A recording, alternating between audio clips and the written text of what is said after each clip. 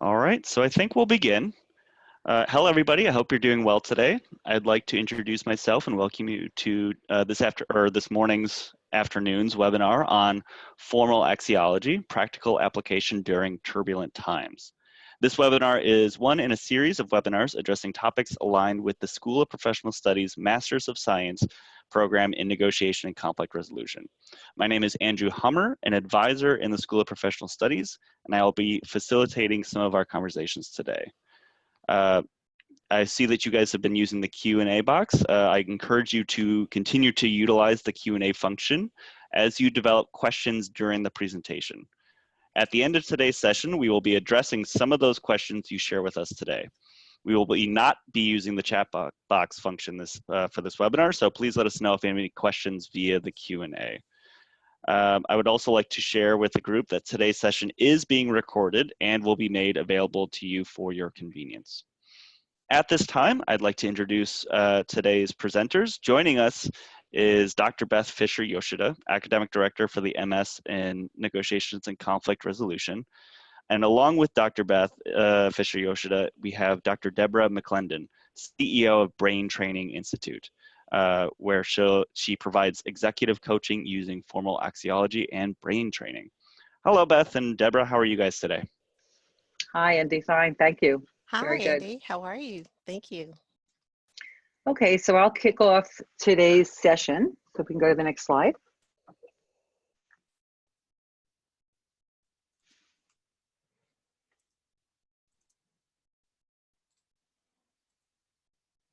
Okay, so very often in our everyday lives, we don't always know, or we're not always conscious of what is important to us.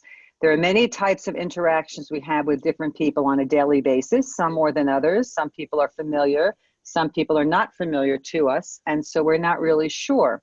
And then what happens is, next click, sometimes something happens in our communication with somebody else where we realize that they are not on the same page as us, or in fact, they may actually be doing something that violates what's important to us. And that is when we become aware of what's important, because we did not even know until then that something that was valuable to us, something really critical to us, was violated. And so the arrow sign there, the lightning sign, really symbolizes that when this happens, depending on how important that particular value is to us, how central or core it is to our very essence and our very identity, that will influence whether or not it becomes a conflict situation. And then depending again on how core it is to us and how badly it's violated, then we can say that it can become a much more difficult conflict. So it raises many questions then for us about how well do we really know ourselves? How well do we really understand what's important to us? And a basic premise in negotiation and conflict resolution that we believe is the more you know yourself, then the more you understand what's core to you, what's critical, and what you actually need. And therefore, it's easier, in air quotes, to be able to obtain that, because at least you have a direction and you have a path. And then the challenge then in interacting with other people is to not only understand what your values are, but also to understand what the values and what is critical to the other people with whom you're interacting. So now that's just setting the context to understand values in a conflict situation or in an interpersonal or intergroup relational situation. And I'm going to turn it over to Deborah, who'll tell you a lot more about axiology. Deborah? Thank you, Beth. Thank you very much. Hello, everyone, and welcome to this brief introduction to formal axiology, a practical application in turbulent times. I'm Deborah McClendon, and I'll just give you a brief overview of my backgrounds, and then we'll dive right in. As Andy mentioned, I'm from Brain Training Institute. I actually have 28 years at Toyota in various modalities of learning and development and information systems. Overall, maybe 30 years in information systems. And so I sort of took a turn in my career where I started to work in talent development, where my goal then was to transform hearts and minds and to help people grow and develop. Well, I started doing that from the seat of my pants, I guess you could say, and I decided to go back and get some formal training in it, and I ended up getting an MA in organizational leadership and eventually an MA in human development. So if that wasn't enough, and just wanting to be, take on more challenges, I decided, okay, let me get a deeper focus in how people learn and grow and develop. And so I ended up getting a PhD in human and organizational systems so that I could be able to help people at the individual level as well as organizations. And within that, I ended up doing a 12-month empirical-based coaching program where I also learned to coach folks with all the scientific pieces of my work. And so from there, I became really interested in neuroscience and started to pursue the role of a EEG neurofeedback practitioner. I've been doing that for about 7 years. So today, we're going to discuss formal axiology and what it is. And it was actually developed by Dr. Robert S. Hartman, a PhD. And when he started working with axiology, actually, he gave it the name of formal axiology. And I did a study at Fielding Graduate University for my dissertation. It was called the Integration of Value Cognition and EEG Neurofeedback. I took a look at stress and engagement, and I pulled from the theory of formal axiology and EEG neurofeedback. So my goal today is to introduce you to those topics and how they can be helpful in the work that you do. So the agenda is very simple. We're going to start by looking at decision-making patterns. I'll give you a glimpse into formal axiology, which is really a theory of how the mind handles a decision. We'll end with a practical discussion and Q&A about how this theory can be applied to everyday life and how you can use it to better understand the strengths you have and what blocks you from using those strengths when you have to have conversation, you find yourself in a conflict. So before we dive in, I like to loosen things up just a little bit, and I invite you to visualize with me a word picture.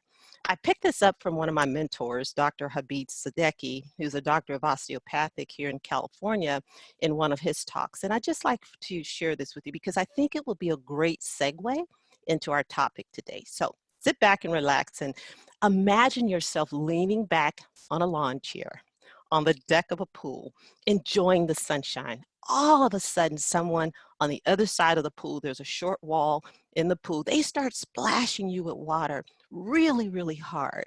It's so hard that you can't see. It's starting to sting your eyes, and you have no idea who's splashing this and why.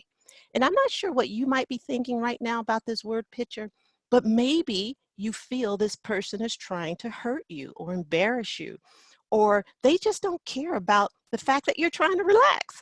All you can think of is how you can't wait to get your hands on that person and make them stop.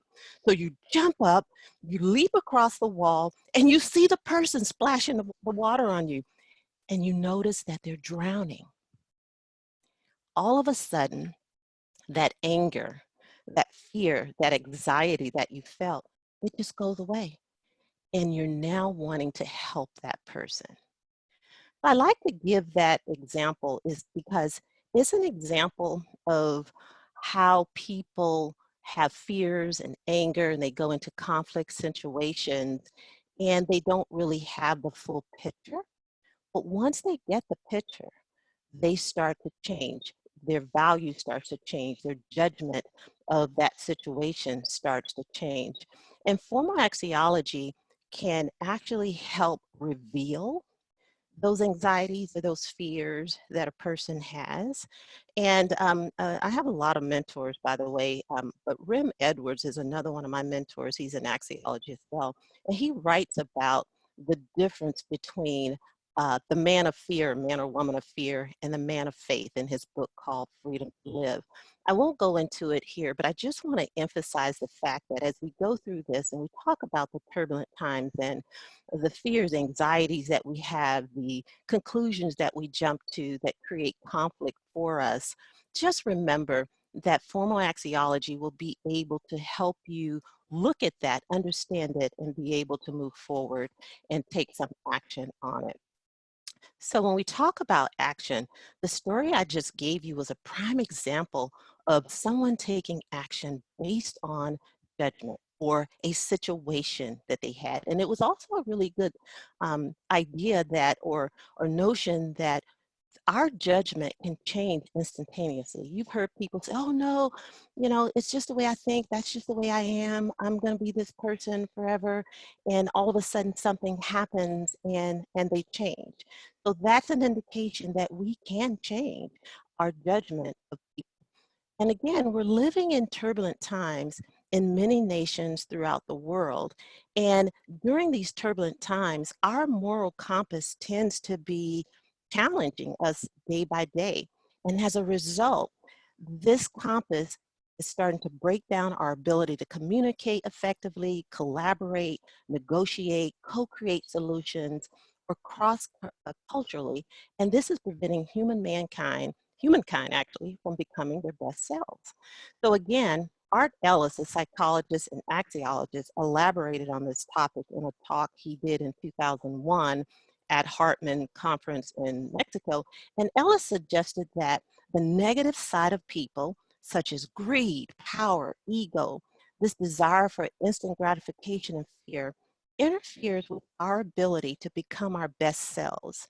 And it is actually sort of what he calls a psychology of badness. And one of the things I want to bring out is that during turbulent times when there's hate, there's bigotry, and there's crime on the rise, we need a way to be able to handle that and to deal with it. So Ella suggests that the root to all of this can be found in an unbalanced self-interest that people have. So the principles of formal axiology teaches us that everyone is capable of good and bad. However, if we pay attention to the value we place on ideas, objects, and people, we can improve our actions and our decisions, and we can make better decisions using the principles of formal axiology. So let's talk about this just for a moment, because before every action, there is a decision that is made. And formal axiology looks at that decision process. What we may actually don't realize all the time is that we make decisions all the time. And I mean, even simple decisions like to brush our teeth.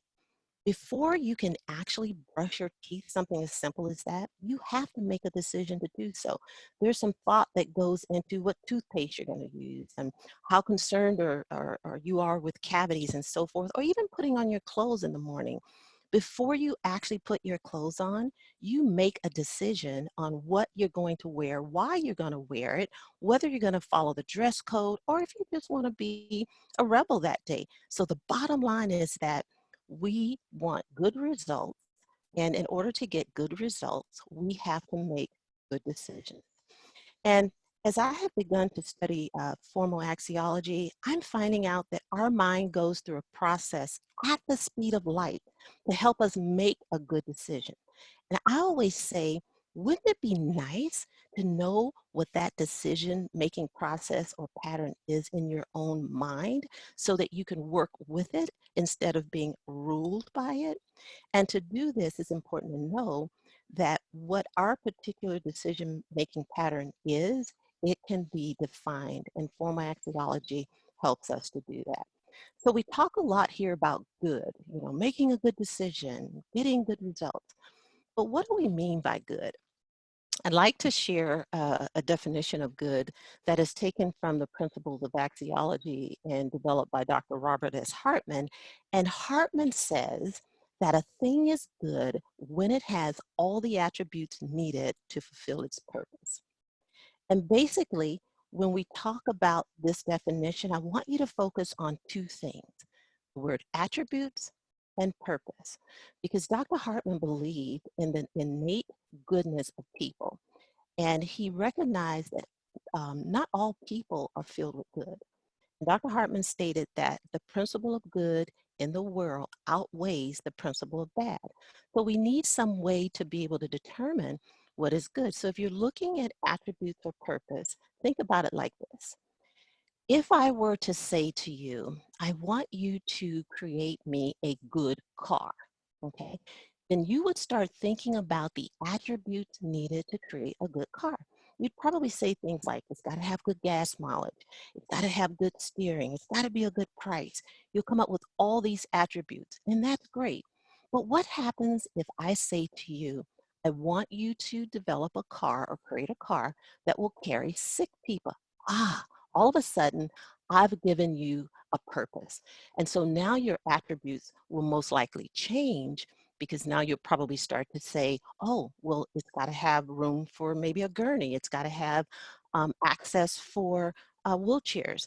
So when we talk about good, remember that this is a principle in formal axiology that can influence the world when we're in conflict, because what we're doing here is we're addressing the conditions whereby people lack the capacity to value or how to interpret situations that are good by using value, okay? And so what we want to emphasize here is that this definition is actually as true as the law of gravity when it's applied. So I want to introduce that to you, because the bottom line here is that formal axiology has several principles that are embedded within it, that if we practice them, like this definition of good, we can achieve a balance in our lives that will help us become more successful. So let's talk about Dr. Hartman. Dr. Hartman is the pioneer of formal axiology. He was nominated in 1973 for a Nobel Peace Prize, and he was a judge. He had 2 PhDs. He was a mathematician. He also took axiology, which was actually first talked about even back in the days of Aristotle, and added mathematics to it. And he began to measure how we think and make decisions. And so basically he turned axiology into a science. From what I understand, he actually gave his formula in mathematics that he called infinite or trans-infinite mathematics to Erich Fromm. And he was actually good friends with Abraham Maslow and Viktor Frankl. So after his death in 1973, though, there were 35 years of validated studies that continued by a guy by the name of Wayne Carpenter. And that work is now being kept alive in the Hartman Institute today.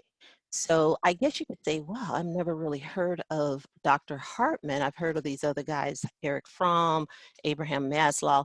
And that's because when Hartman passed away, his work kind of went underground, okay? But it didn't take away the validity of the work.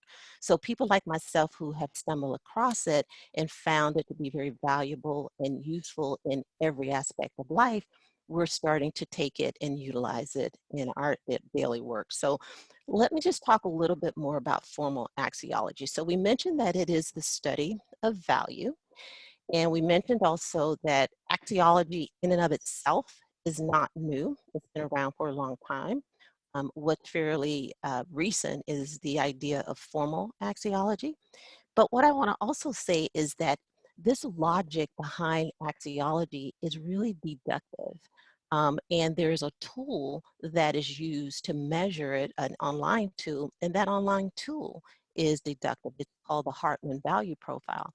And when I say Hartman Value Profile, I don't want you to think about the traditional assessments like MBTI and that sort of thing, because those are more inductive. But the Hartman Value Profile is deductive, and it really talks about what is actually true about a person instead of what could or maybe or should be true about a person. So let's talk a little bit about the Hartman Value Profile. Well, it is actually divided into two views. There's a world view and there's a self view. And each view has three dimensions underneath. And we're going to talk about those in just a moment, because it's those views that actually help us to begin to understand how we value, how the mind values, and how that can help us in turbulent times like today. So let's take a look at the first view, which is the workplace view. In this view, Hartman measures a person's capacity for empathy, practical judgment, and systems judgment. An example of empathy would be how you over or undervalue your impact on other people. In other words, it's sort of the importance you place on people, and the practical judgment would be how you value your comparative result. Now, practical judgment is really the importance that you place on getting results. There's also a systems judgment dimension of this worldview.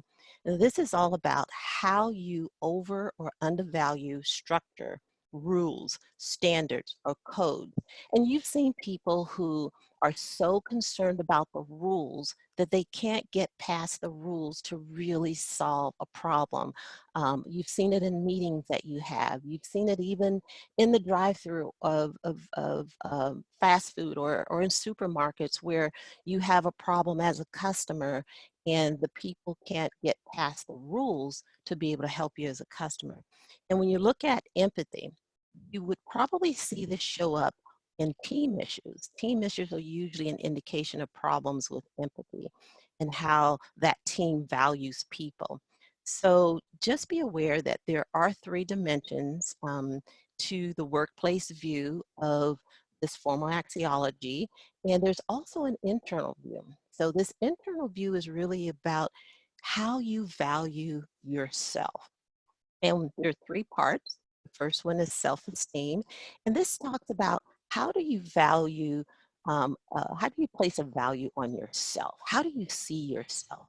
And believe it or not, we don't normally admit that we don't value ourselves. I mean, who walks around saying that? But the truth is that 80% of people in the world have self-esteem issues. They don't talk about it. It doesn't always show up in the workplace, but it can certainly cause conflicts and issues or relationship problems, but it's there. And in the formal axiology and Hartman value profile, we can uncover that and reveal just to what degree the self-esteem is creating issues with decision-making patterns. There's also a dimension in this process called role awareness. This has to do with how you value your current role. In other words, how much clarity and understanding do you have in your current role? You can imagine if you've just gotten a position in a corporation or in a university and you're really not quite sure about that role, you don't have clarity around it, it's going to cause you some angst, some frustration. It's going to impact how you communicate. And so just understanding that that might be where some of the issues are coming from is great. And the Hartman value profile and formal axiology can surface and reveal when a person is having an issue in their role or understanding the clarity of their role. And then finally, this other dimension here around self-direction. This measures how you value your future. So if you're the kind of person that really has a bleak look at your future, you think it's dark or it's dim, or you think it's not really going anywhere, you can imagine how that feeling will impact how you make decisions or how you handle conflict, because you think that there's no hope maybe. But on the other hand, if you overvalue where you're going, perhaps you put yourself higher than you ought to put yourself, or you feel that you're going to be something that perhaps requires a little bit more energy on your part to get there. Not to say that you can't, but maybe you overvalue that. That can also impact how you actually value and how successful you are. So let's talk about what formal axiology, how it looks at this external and internal view of the world. So think about it like this. When you have to make a decision, from what I understand, your mind has already started to calculate information to give to you so that you can make a valuable decision. And there's two questions that are constantly being asked, and we don't know it because it's happening at the speed of light. But the mind is always asking, how clearly do you understand how the decision you're about to make is going to impact other people in the workplace? How it's going to impact the results or the system or the rules that you have to abide to. And how important is that? So those two questions are always being asked. And it's also asking, how clearly do you understand how this decision you're about to make is going to impact you, your self-esteem, you as a person, and how important is that to you? So if you don't think highly of yourself, or you think more highly of yourself than you ought, it's going to taint how you make a decision and how you deal with situations and conflict. So when we think about this, just know that in formal axiology and the Hartman value profile, we can measure each one of these areas and help you understand how it's getting in the way of you being able to move forward or to become your best self. So let's talk a little bit about clarity, because I want to highlight here this part about clarity when the mind is asking, how clearly do you understand about how your decision is going to impact these different dimensions? We want to talk about clarity because it's probably the single most important piece of this idea, because no matter how much you value something, being able to place a balanced valuation on something depends on your ability to see the situation clearly. Think about it in this metaphor of 20/20 vision. If you have 20/20 vision, you can simply look at something and see it for what it really is. It's very clear. You can make decisions around it and everything. But if you had 20/40 vision or 40/40 vision, no matter how hard you looked at something, you'll never see it. You'll never understand it. So think about it in as it relates to these two views. If you don't have a clear picture of these 6 dimensions, you're not going to be able to make really good decisions. So crystal clarity is really a very good ability to see a situation well. And if you can see a situation well, you can make good decisions.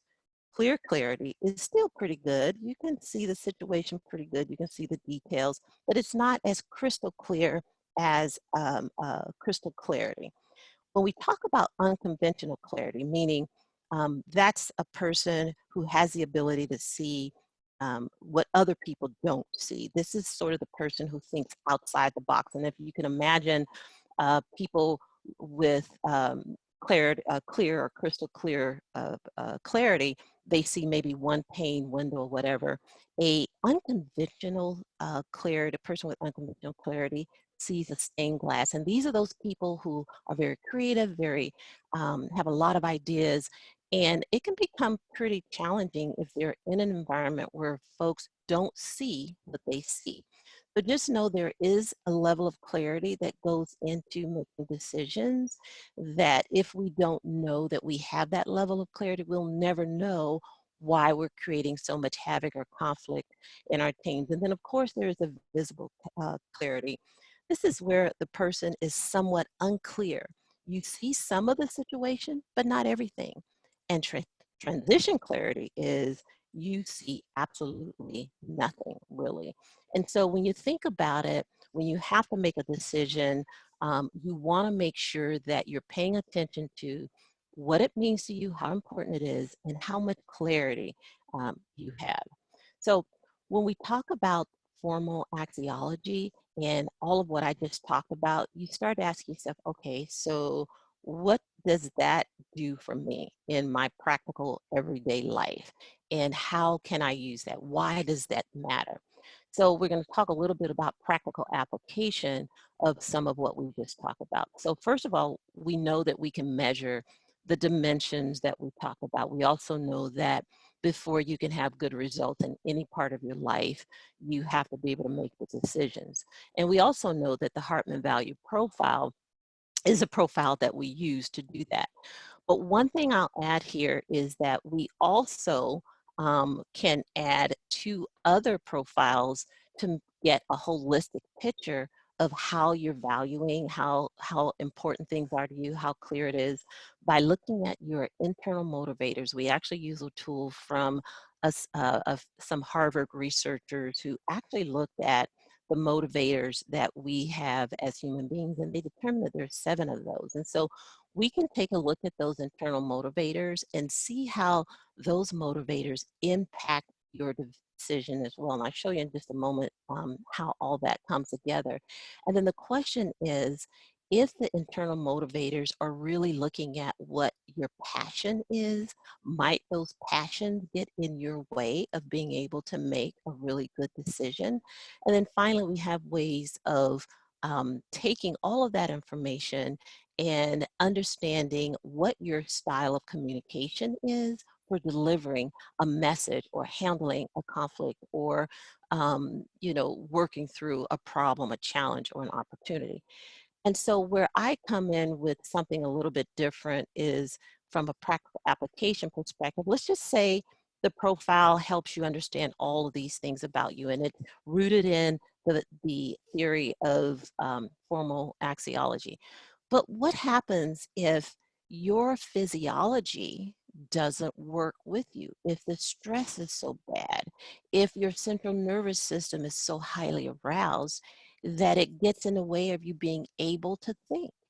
What if your internal motivators are so wired that you begin to have what we call an amygdala hijack and you can't get control of it? What else can we do to help you be able to get in a place where you can actually settle down and make good decisions, have the actions that you want? Well, I include something called EEG neurofeedback. And I'll talk to you in just a minute about EEG neurofeedback. But first, let me just bring all those components together so you can see how they work together, because the bottom line is we want to be able to perform, right? In our jobs, in our homes, in our community. And formal axiology helps us to do that in a practical way. And the concern here is if we want to perform and you start to look at the research behind human performance, you'll find that performance is not a single measure. You can have all the credentials you need, but that doesn't mean you're going to perform in a particular area. So what we're proposing here is that you not only need the credentials, the know-how, you do need the critical thinking, the decision capacity that I just explained from the formal axiology theory. And you also need the internal motivators, because if you're passionate about something, you've heard the kids on the playgrounds that says, oh, you're not the boss of me, right? Where your passions and your internal motivators are the boss of you. And it actually will prioritize any decisions, even though you may have crystal clear clarity and you put the right amount of importance around it, your internal motivators can shift that in a heartbeat. Just like the word picture I gave you earlier, the emotions kicked in, your passions kicked in, your value of other people kicked in, and it changed your whole decision to go in and take care of that person. And then finally, there's this idea of communication style. So I actually use the DISC profile, which you probably have all heard of, has a lot of research behind it, to actually determine how you choose to communicate your decision based on the internal motivators that are driving you. So let's go back now to neurofeedback. I'd mentioned that once formal axiology is being applied and it's being practiced, we're thinking about the good in the world, doing good in the world. What happens if our physiology gets in the way? So I don't know if this video will play, but I'm going to attempt to play it. And at least maybe you'll see it. You may not be able to hear it. It's not really any sound here, but I want you to know that there is a method that we use called EEG neurofeedback, where we monitor the brain waves. We put electrodes on the scalp and we start to place those electrodes on certain parts of the brain depending on what issues a person is having.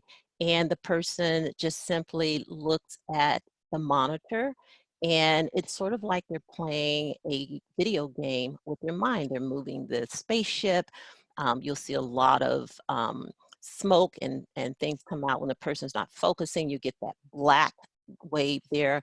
And so basically, EEG neurofeedback is non-intrusive. It's sort of like you can compare it to the way a doctor monitors the heart.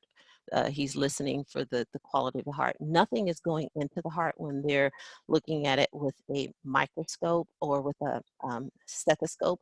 Nothing's going in, but they're monitoring the heartbeats. We do the same thing with neurofeedback. We're simply showing the brain a mirror image of itself, and then the brain knows how to regulate those emotions, how to regulate the physiology, so that formal axiology and all the principles can be utilized. And at that point, we begin to start to focus on, if we settle down the physiology, we are helping people to understand how they measure, how their values measure, and how to actually practically apply formal axiology. And then we begin to ask the person, who are you? Okay. Um, Maybe you're not aware of who you really are, and you're not quite being yourself. And so because of that, you're not able to make decisions or have good results, or handle fear and anger and anxiety that may be happening because of the turbulent times. And we also want to know, what do you want to become?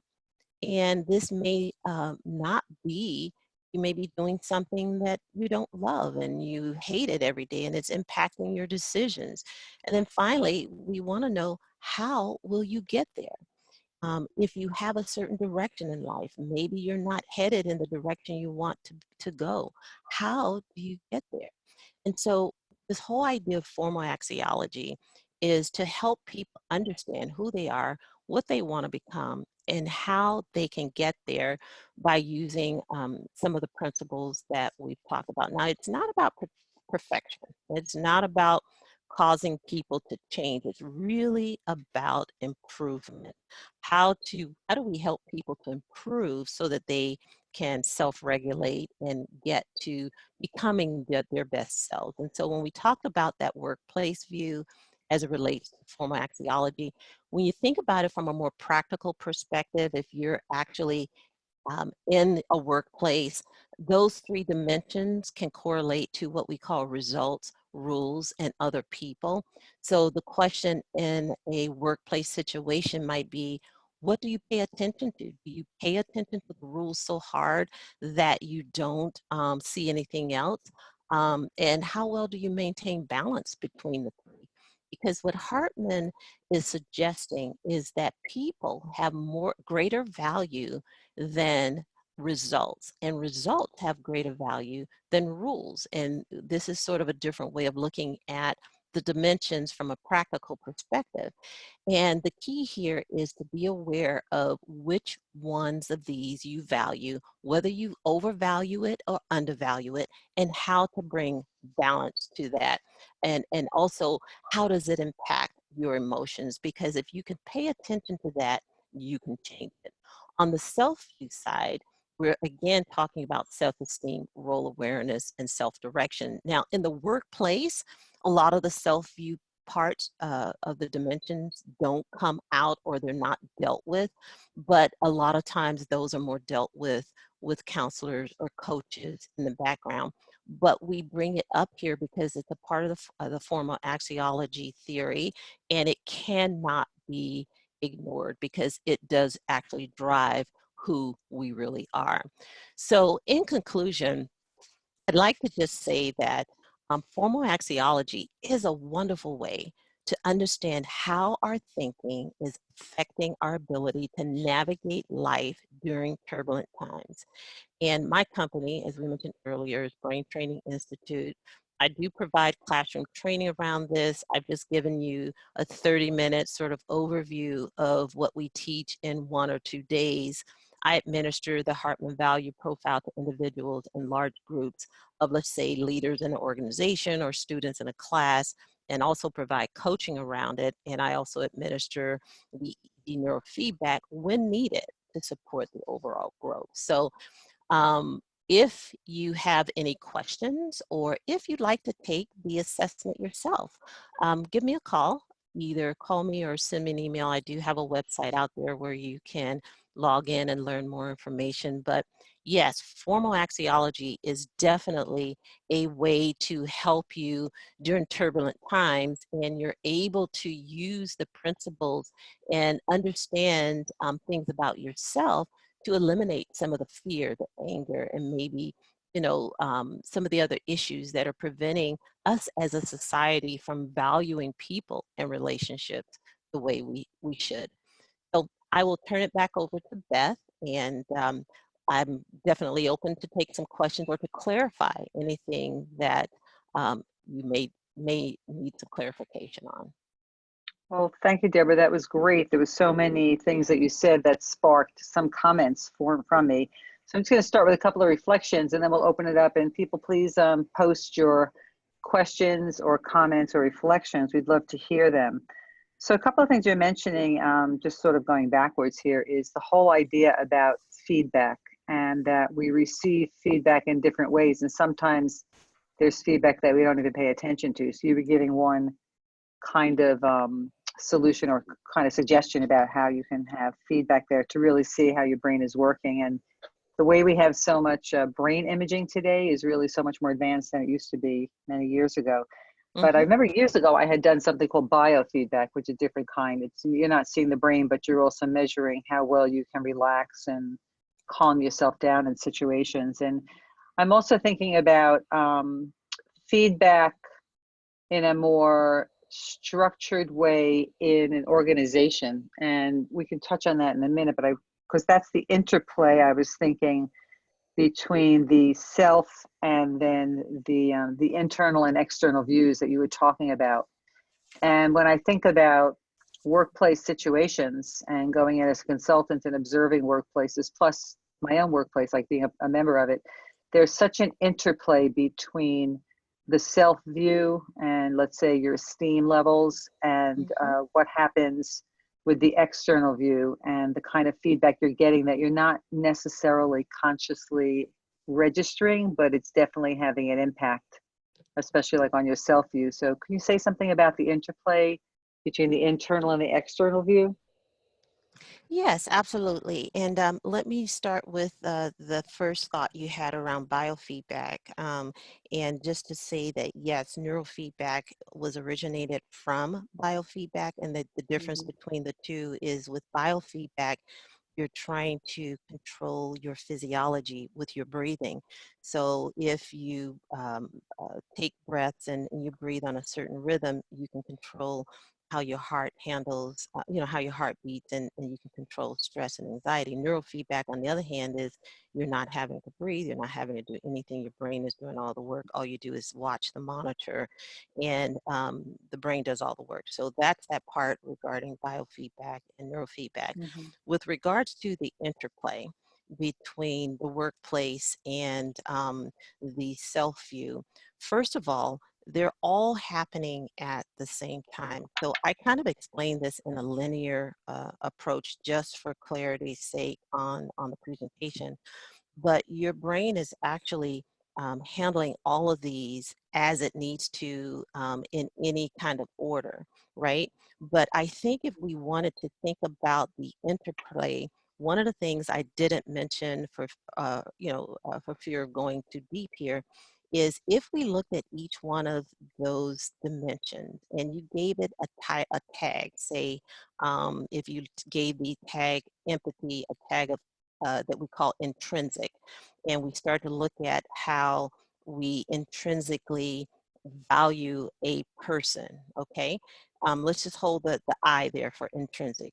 And if we look at practical judgment, and let's just say we apply the tag of extrinsic to that and hold the idea of an E, and then we look at systems judgment and we kind of hold the letter of an S for systemic. So if you're thinking about intrinsic, extrinsic, and systemic, the interplay sort of goes like this, where if you're valuing a situation, a person, a thing in the way that it should be valued, what should be happening is that the intrinsic value should kind of be greater than the extrinsic value of that particular thing, and the extrinsic should be more valuable than the systemic. So say, for example, a pair of shoes, when we talk about the interplay of this, a pair of shoes is an extrinsic practical thing, right? It's an object.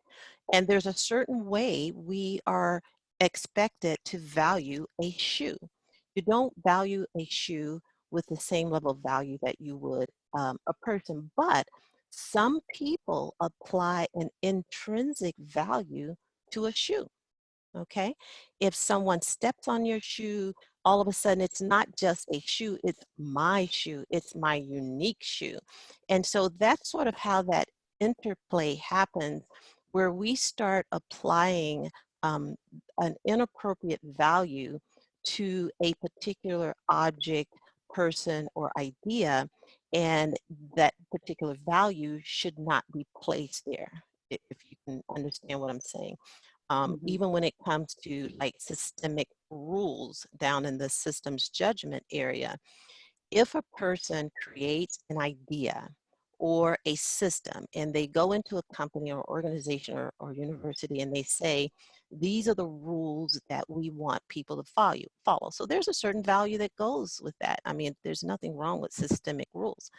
But if the person starts treating those rules from an intrinsic perspective, applying an intrinsic value to it, because all of a sudden these are my rules.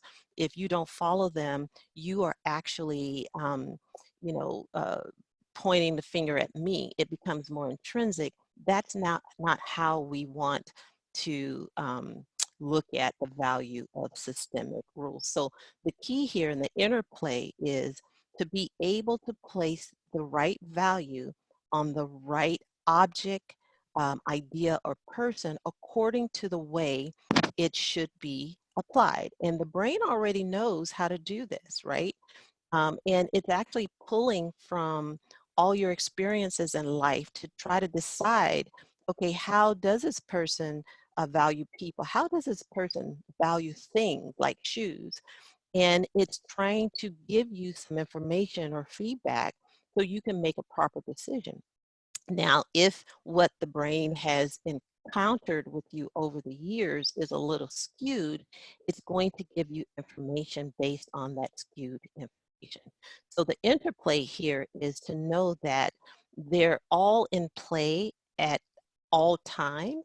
It's just what value do you place on it, and are you placing the right value? And if you were to look at the self view, are you letting the way you feel about yourself get in the way of how you place that value? So there is that interplay, and it's happening all the time.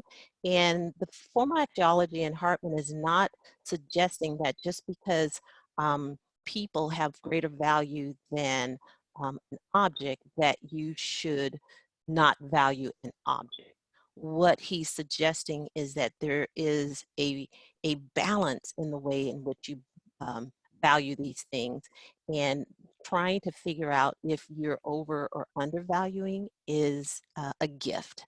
Because if you can figure that out, it's not to say that you're going to always be able to go and change it right away without some hard work and practicing, but at least you become aware of it and you start to say, oh, wow, if I can't change this on my own, if I can't value or make this decision in the way that it should be made, I can get help, I can get a buddy, I can have someone to hold me accountable. There's ways that you can adjust so that you can have that interplay and become a balanced person more holistically. Does that answer your question, Beth? Yeah, yeah, and of course it sparked 1,000 more. So That's okay.